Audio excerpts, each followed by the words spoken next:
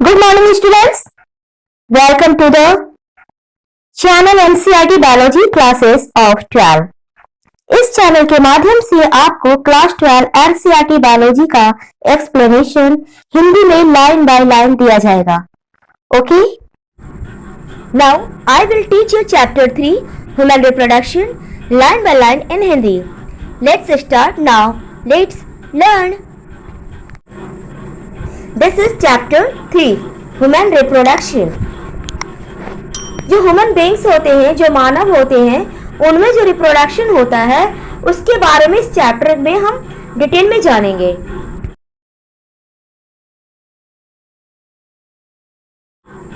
जैसा कि आप सब जानते हो, reproduction enables the continuity of the species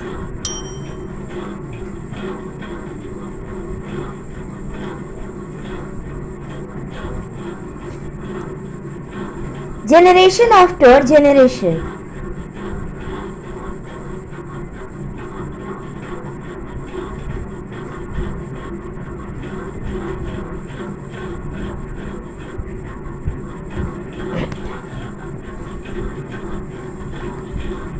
तो कहा जा सकता है कि रिप्रोडक्शन क्या है? एक ऐसी ये कैपेसिटी है, या कह सकते हो एक स्पीशीज की कंटिन्यूटी डेवलप करने का तरीका है ना. मान लीजिए कोई भी ऑर्गेनिज्म, वो उसके जैसे फिर न्यूली ऑर्गेनिज्म का अगर डेवलपमेंट नहीं होगा तो कुछ समय में ऑर्गेनिज्म क्या होंगे? विलुप्त हो जाएंगे. इसलिए रिप्रोडक्शन प्रोसेस के द्वारा न्यूली ऑर्गेनिज्म का डेवलपमेंट होता है. Reproduction enables the continuity of the species generation after generation. तो कहा जा सकता है रिप्रोडक्शन ऐसा प्रोसेस है जिसके द्वारा किसी भी स्पीशीज की कंटिन्यूटी जो है वो बनी रहती है ना. मान लीजिए कोई भी ऑर्गेनिज्म, अगर एक समय होता है, उसकी लाइफ स्पैन होती है, उम्र सीमा होती है, उसके बाद वो डेथ कर जाता है, मर जाता है, तो उसके बाद वो स्पीशीज बिल्कुल ही विलुप्त हो सकता है. तो रिप्रोडक्शन प्रोसेस के द्वारा क्या होता है, कोई भी ऑर्गेनिज्म होता है वो अपने ही जैसे ऑफ स्प्रिंग यानी न्यूली बेबी को डेवलप कर सकते हैं, जिसकी वजह से स्पीशीज की कंटिन्यूटी बनी रहेगी. As you are aware, humans are sexually reproducing and viviparous. Humans जो होते हैं वो सेक्सुअली रिप्रोड्यूस करते हैं और विविपेरस होते हैं. विविपेरस कहने का मतलब जब कोई भी ऑर्गेनिज्म है ना, कोई भी ऑर्गेनिज्म चाइल्ड को बर्थ करते हैं, यानी चाइल्ड को जन्म देते हैं, तो उसे कहते हैं विविपेरस. और जब है ना कोई भी ऑर्गेनिज्म से क्या होता है, अंडे का डेवलपमेंट होता है, अंडे का प्रोडक्शन होता है, और उसके बाद न्यूली ऑर्गेनिज्म का डेवलपमेंट होता है, उसे बोलते हैं ओविपेरस. तो यहाँ पर विविपेरस की बात की जा रही है.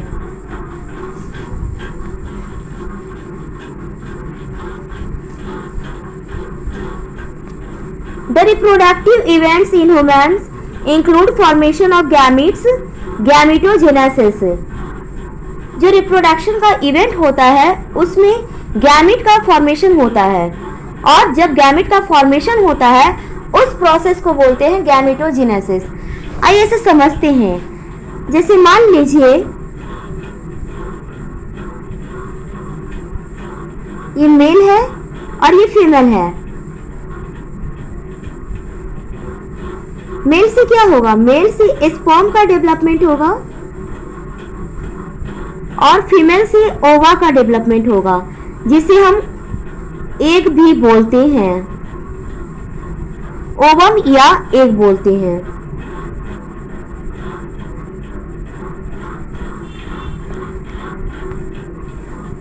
ओके.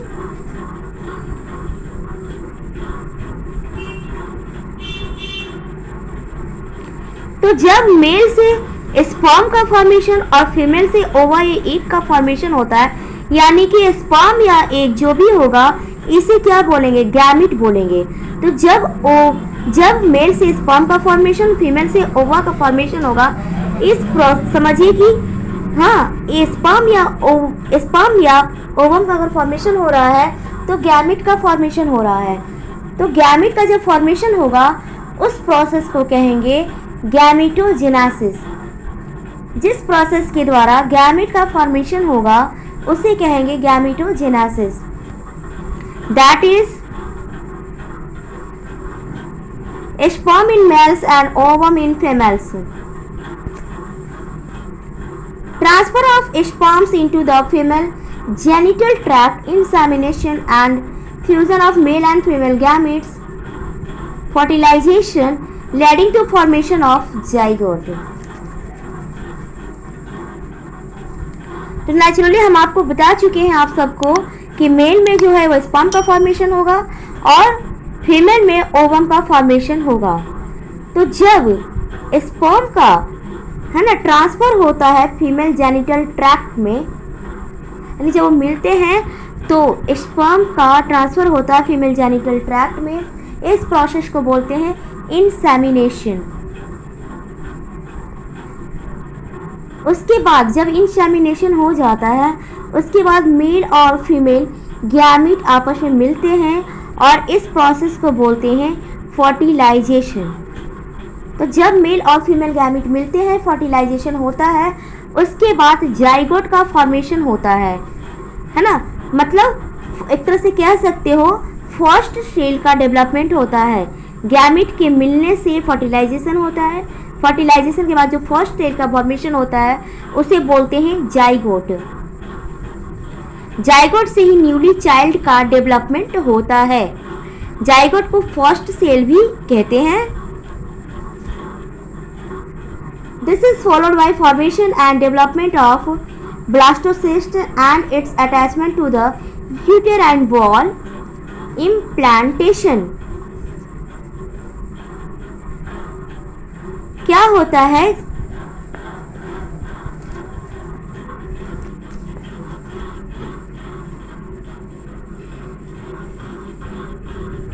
फर्टिलाइज जब एग का डेवलपमेंट हो जाता है तो इसी फर्टिलाइज्ड एग को बोलते हैं ब्लास्टोसिस्ट, है ना। तो फर्टिलाइज एग का जब डेवलपमेंट हो जाता है तो इसे बोलते हैं ब्लास्टोसिस्ट। ये अटैच हो जाता है यूटेराइन के वॉल से। जब ये यूटेराइन के वॉल से अटैच हो जाता है तो इस प्रोसेस को बोलते हैं इम्प्लांटेशन। इम्प्लांटेशन।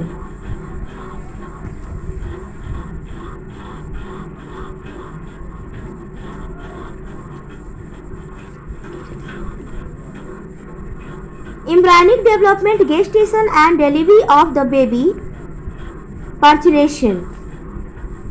जब उसके बाद जब इम्प्लांटेशन हो जाता है तो फिर एम्ब्रायो का डेवलपमेंट होता है। तो जब एम्ब्रायो का डेवलपमेंट होता है उसे कहते हैं एम्ब्रायनिक डेवलपमेंट या गेस्टेशन, है ना। तो 9 मंथ सम डेज क्या होता है, बेबी पूरी तरह से तैयार हो जाता है, डेवलप हो जाता है। उसके बाद इस बेबी का शरीर से बाहर आना कंपलसरी हो जाता है, यानी कि उसका बर्थ होना जरूरी हो जाता है। तो जो बर्थ का प्रोसेस है डिलीवरी ऑफ द बेबी को कहते हैं पार्चुरेशन।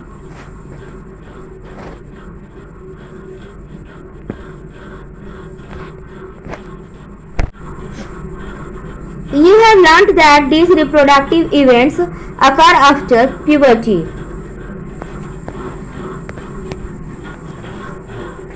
आपने पढ़ा होगा, ठीक है, जो ये रिप्रोडक्टिव इवेंट्स होता है ना, जो भी मतलब रिप्रोडक्टिव इवेंट का स्टार्ट होना रिप्रोडक्टिव इवेंट्स की शुरुआत जो होती है वो प्यूबर्टी की बाद होती है। प्यूबर्टी कहते हैं जब वो मैच्योरिटी अटेंड कर लेता है, चाहे वो मेल चाइल्ड हो या फीमेल चाइल्ड हो, जब वो मैच्योरिटी अटेंड कर लेता है तो उसे कहते हैं puberty.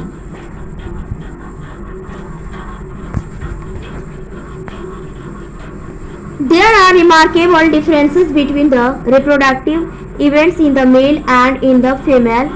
For example, sperm formation continues even in old men, but formation of ovum ceases in women around the age of 50 years. कुछ डिफरेंस बताए गए हैं रिप्रोडक्टिव इवेंट्स के मेल और फीमेल के लिए। एग्जाम्पल के रूप में स्पर्म फॉर्मेशन जो होता है वो बहुत ही ओल्ड एज में भी ये कंटिन्यू होता रहता है। बट फॉर्मेशन ऑफ ओवम, अगर ओवम की बात करें, ceases in women around the age of 50 years, जब 50 साल की उम्र हो जाती है तो वुमेन में ये क्या हो जाता है, एक तरह से बंद हो जाता है, सीज हो जाता है। Let us examine the male and female reproductive systems in women. अब हम male and female reproductive system के बारे में आगे विस्तार से डिटेल में जानते हैं। ओके,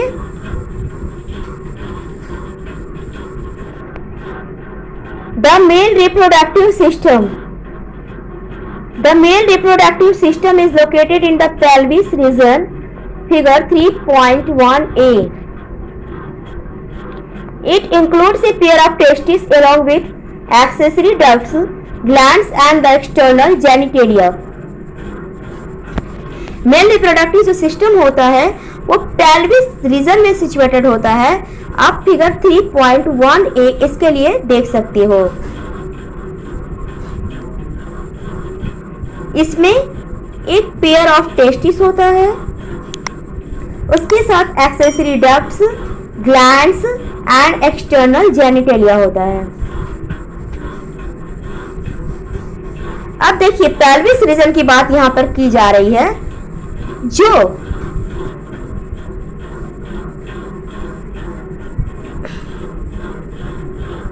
हमारा बॉडी जो होता है वो एक तरह से दो पार्ट में डिवाइडेड होता है।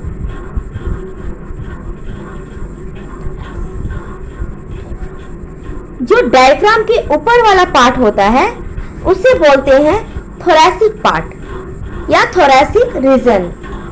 जो डायफ्राम के नीचे वाला पार्ट होता है उसे बोलते हैं pelvis region.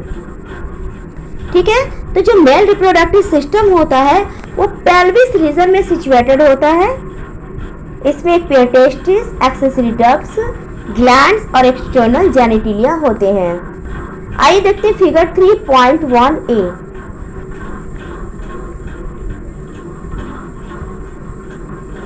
This is figure 3.1a, diagrammatic sectional view of male pelvis showing reproductive system, है ना।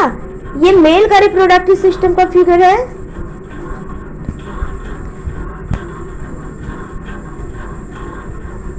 इसमें आप कह सकते हो कि एक है ना, एक पेयर टेस्टिस होता है, बहुत से इसमें ग्लैंड्स होते हैं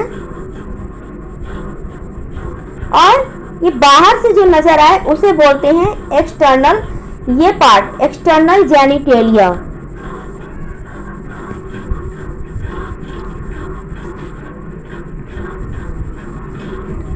The testes are situated outside the abdominal cavity within a pouch called scrotum. जो टेस्टिस होता है वो एब्डोमिनल कैविटी, है ना,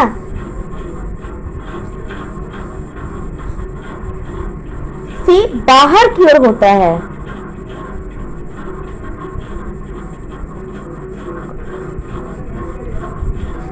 कहने का मतलब है कि हमारे बॉडी का जो टेम्परेचर होता है वो 37 डिग्री सेंटीग्रेड होता है। ठीक है, लेकिन इतना ज़्यादा टेम्परेचर स्पर्म डेवलपमेंट के लिए सही नहीं है, क्योंकि टेस्टिस में ही स्पर्म का डेवलपमेंट होता है। इसलिए जो टेस्टिस होता है वो और एब्डोमिनल कैविटी के बाहर होता है ना, और एक पाउच लाइक स्ट्रक्चर के अंदर होता है, इस पाउच लाइक स्ट्रक्चर को बोलते हैं स्क्रोटम। तो जैसा कि अभी हमने आप लोगों को बताया कि बॉडी टेम्परेचर जो होता है वो 37 डिग्री सेंटीग्रेड होता है।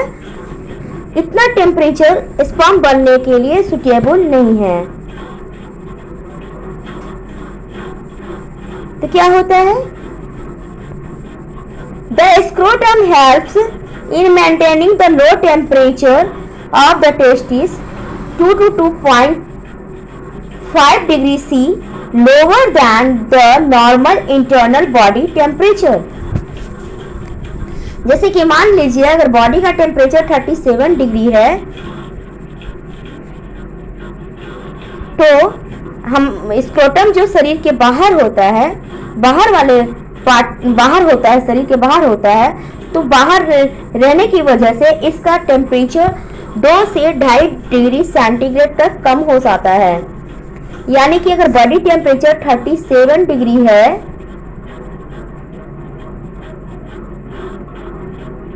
तो 34.5 टू 35 डिग्री सेंटीग्रेड हो जाएगा स्क्रोटम का, और इसकी वजह से स्पर्म का डेवलपमेंट अच्छे से हो सकेगा।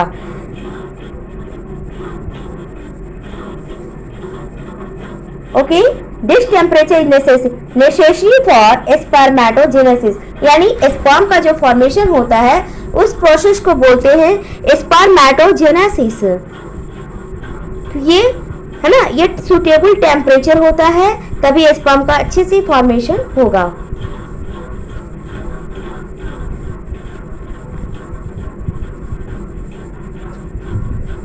In adults, each testis is oval in shape with a length of about 4 to 5 centimeter and a width of about 2 to 3 centimeter. Adult में जो होता है प्रत्येक टेस्टिस जो होता है ओवल शेप का होता है, उसका लेंथ होता है 4 से 5 सेंटीमीटर और विड्थ होता है, चौड़ाई उसकी होती है 2 से 3 सेंटीमीटर।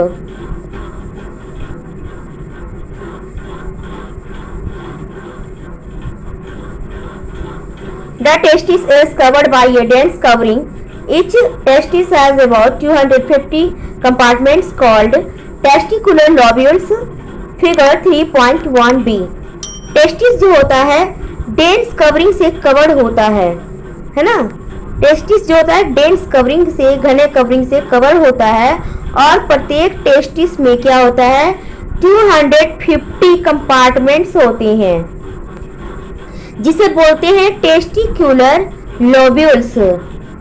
आप इसे फिगर 3.1b में देख सकते हो।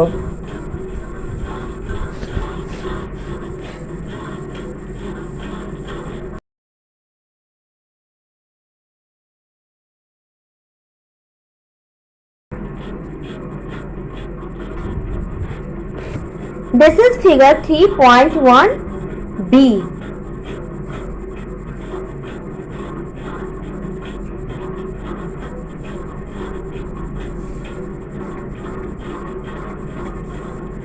देखिए यहां पर है टेस्टिकुलर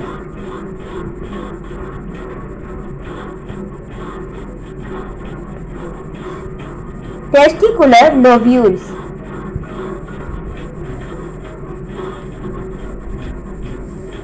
है ना, बहुत से इसमें क्या होता है टेस्टिस में बहुत सारे कंपार्टमेंट होते हैं, 250 कंपार्टमेंट्स होते हैं, और इसी कंपार्टमेंट्स को बोलते हैं टेस्टिकुलर लोब्यूल्स।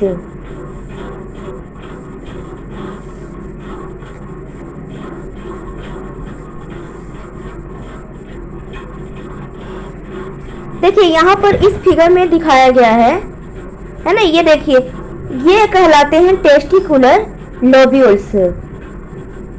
क्या है टेस्टिकुलर लोब्यूल्स, है ना। टेस्टिस जो होता है कवर्ड होता है, प्रत्येक जो टेस्टिस होता है इसमें लगभग 250 कंपार्टमेंट्स होते हैं, इसे बोलते हैं टेस्टिकुलर लोब्यूल।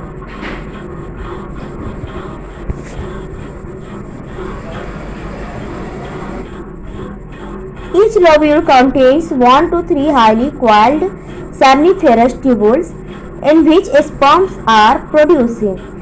जो लोब्यूल होता है ना, इसमें 1 से 3 तक हाईली क्वाइल्ड सेमिनिफेरस ट्यूबुल्स होते हैं, जिसमें स्पर्म प्रोड्यूस होता है।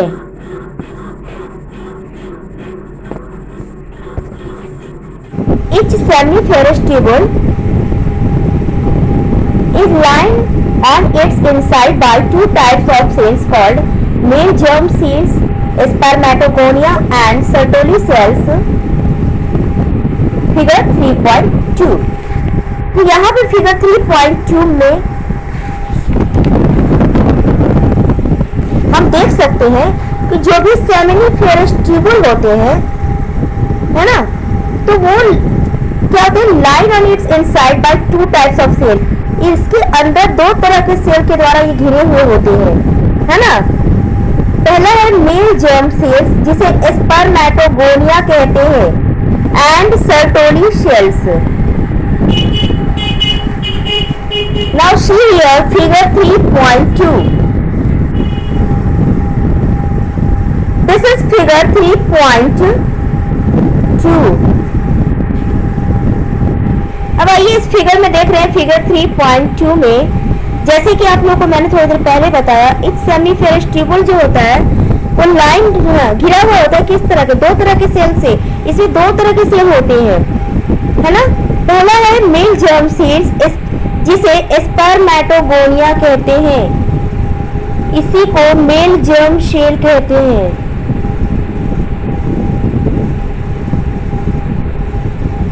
मेल जर्म सेल और स्पर्मेटोगोनिया पहला ये कहलाया। दूसरा है सर्टोली सेल्स। क्या बोलेंगे, Sertoli cells.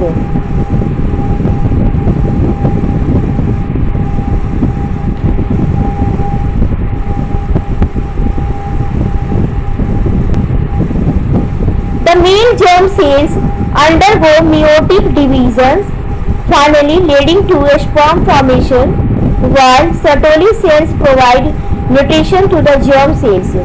Mail germ cell जो होता है वो मियोटिक डिवीजन में जाता है और क्या करता है, किसका फॉर्मेशन करता है, स्पर्म का फॉर्मेशन करता है। लेकिन सर्टोली सेल्स का काम क्या है, ये सर्टोली सेल्स का काम है स्पर्म को न्यूट्रिशन प्रोवाइड करना, है ना। जो न्यूट्रिशन होता है वो सर्टोली सेल के द्वारा स्पर्म को प्रोवाइड किया जाता है।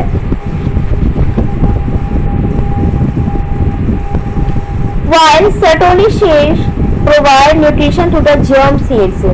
Sertoli cell का काम क्या है, Sertoli cell का काम है ना, germ cells को न्यूट्रिशन प्रोवाइड करना।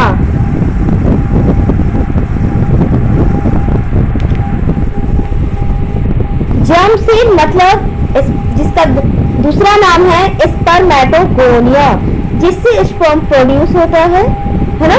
ये क्या करता है, जर्म सेल को न्यूट्रिशन प्रोवाइड करता है जिससे स्पर्म प्रोड्यूस होता है और स्पर्म को न्यूट्रिशन मिलता है।